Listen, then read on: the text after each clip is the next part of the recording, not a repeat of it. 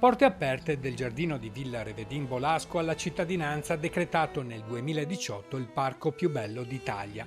Una vera e propria oasi di benessere per chiunque voglia passeggiare, ma anche semplicemente godere del fresco, del canto degli uccelli sugli alberi, del colore dei fiori nei laghetti.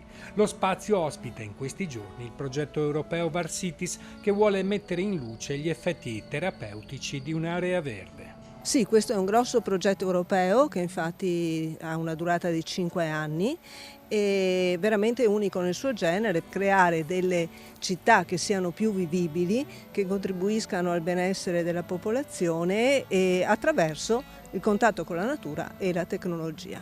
L'Italia è rappresentata dal comune di Castelfranco Veneto, assieme a Eurac Research e dal gruppo composto da Università di Padova e Unismart.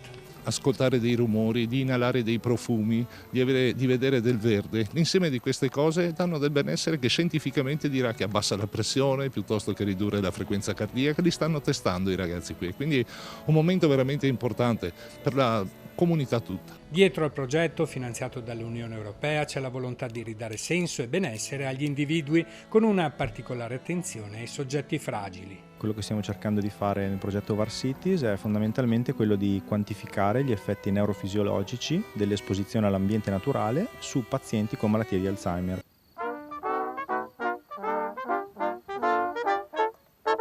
Questa è una panchina smart, una delle 4 progettate all'interno del parco. È una panchina che una volta seduti monitora il numero di sedute e permette anche, grazie all'utilizzo di dei sensori, di comprendere quali piantumazioni offrono meglio una qualità della vita ai cittadini del parco. A contribuire a migliorare il benessere e anche la musica, ad accompagnare la proposta dei quartetti d'archi e di fiati del Conservatorio di Musica Agostino Steffani.